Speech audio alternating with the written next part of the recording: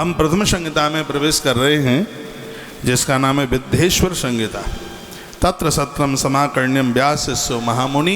एक महात्माओं का बहुत बड़ा सत्र लगा हुआ था, उसी में व्यास पुत्र श्री सूर्य महाराज का आगमन हुआ था। सबने खड़े होकर के आदर किया, बैठने को जगह दी और उनके चरणों में एक प्रश्न रख दिया।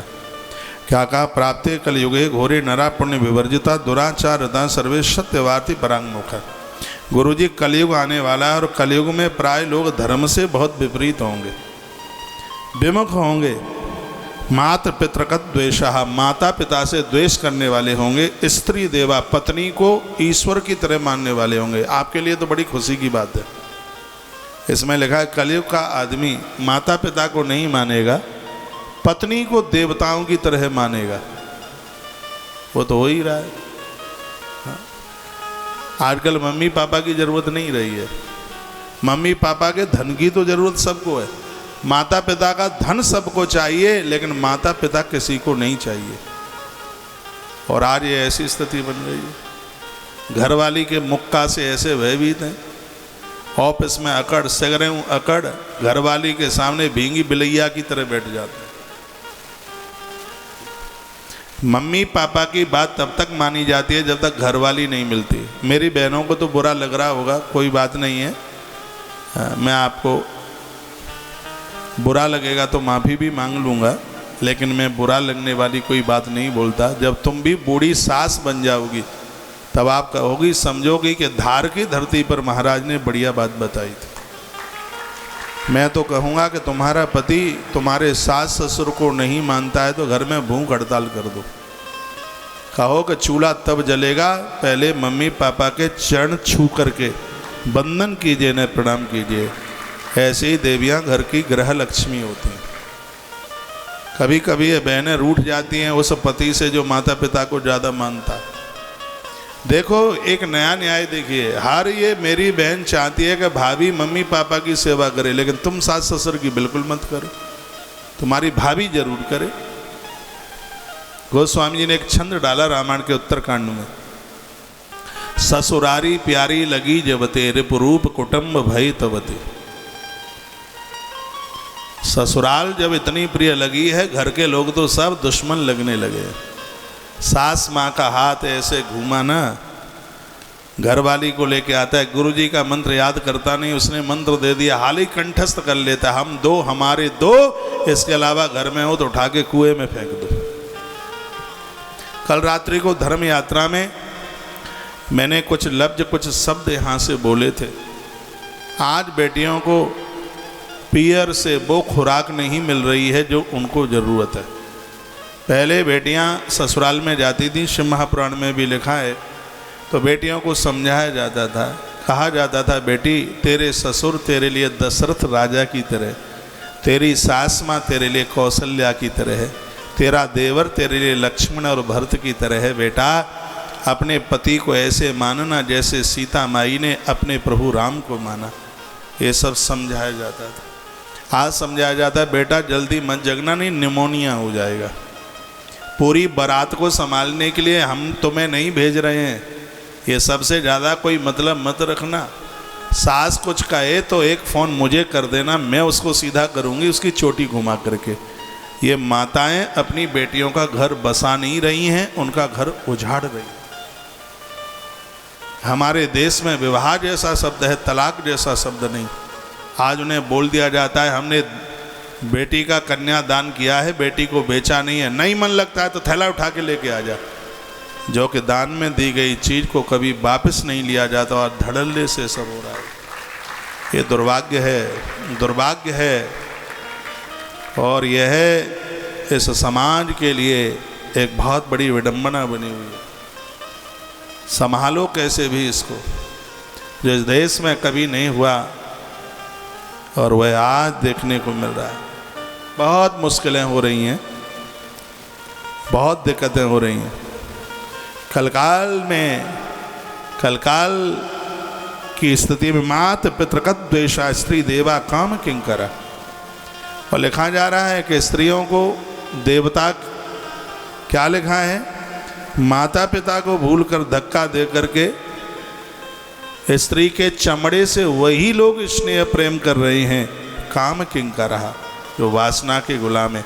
हमारे ग्रंथों में लिखा है यत्र पूजन्ते नारी रमन्ते तत्र देवता। नारी का बहुत आदर होना चाहिए, चाहे वो बेटी है, चाहे वो युवा नारी है, पत्नी भी है तो पत्नी पीटने के लिए नहीं है, वो मारने के लिए नहीं है, वो तुम्हारे घर में सब कुछ संभाले हुए। उससे आप काम किंकर बन करके स्नेह करें तो ये दुर्भाग्य होगा। उसको परमात्मा के एक शक्ति समझ करके उसका आदर कीजिए, उसे मानिए, उसको वासना का खिलौना मत बनाइए उसे। ऐसे महापुराण में लिखा है कि कलकाल का भूत नारी को वासना का खिलौना समझ करके उससे प्रीति करेगा उसको। ऐसा कभी भी ना हो। इस देश में बेटियों को भी सम्मान हुआ है, युवा नारी को और बूढ़ी माताओं को भी सम्मान मिला है, लेकिन कलकाल में इसकी बहुत ज़्यादा कमी आ जाएगी, बहुत कमी रहेगी। आज से 50 साल पहले नवरात्रा में कन्याओं की इतनी पूजा होती थी, एक एक गांव में हजारों हजारों कन्याओं को पूरा गांव एक साथ पूजता था। वो चीज़ आज नहीं रही है। कोई जमाना होता था विवाह पूरे नहीं होते थे जब तक बुआ को बहन को नहीं बुलाया जाता था। हाँ तो कह दिया जाता है करोड़पति तो रूठी है तो बैठी रहे अपने घर, वो दक्ष की तरह। उसे नौता नहीं देते, उसे बुलाते नहीं है। आज यह समाज कहाँ क्या कर रहा है, ये नहीं होना चाहिए। कलकाल का दोष है विप्रालोवा ग्रह ग्रस्ता। ब्राह्मण कर्मकांड धन के लिए इस कलयुग में करेंगे, वेदों को बेचा जाएगा। वर्णन है वेद विक्रह जीवनः, वेदों को बेच करके, कथाओं को बेच करके अपना घर द्वार परिवार गृहस्थी चलाए। कलकाल का दोष। धनार्जनार्थमभ्यस्ता विद्या मद विमोहिता। जिसको थोड़ा विद्या भी होगी वह अहंकार के साथ में किसी को कुछ समझ नहीं रहा होगा।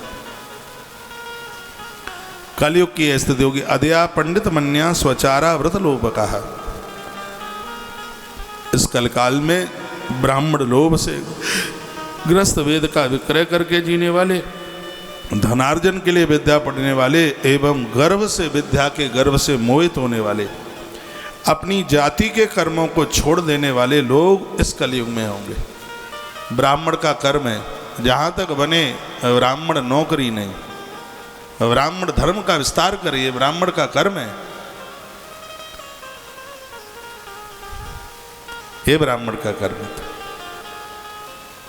मैं ये नहीं कहता कि आपके घर में 4 बेटे हैं और चारों को आप बाबा जी बना दें। अरे आपके घर में 4 बेटे हैं तो एक बेटे को तो पंडित बनाओ, सुगम सुरक्षित बना रहे।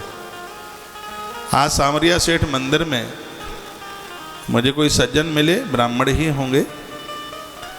उन्होंने कहा कि महाराज जी मैं नौकरी करूं या अपने कर्मकांड को बढ़ाऊं। मैंने कहा तुम ब्राह्मण हो तो कर्मकांड को बढ़ाओ। नौकरी क्यों करी? गज पड़ी तब करी, गर्ज पड़ी तब करी। नौकरी क्यों करी? गर्ज पड़ी तब करी। अरे तुम ब्राह्मण हो और इसमें रुचि लेते हो तो अपने कर्मकांड को, पांडित कर्म को ताकत दीजिए। आज पांडित कर्म का अभाव हो रहा है, पढ़े लिखे योग्य ब्राह्मण नहीं मिल रहे, बहुत अभाव हुआ है।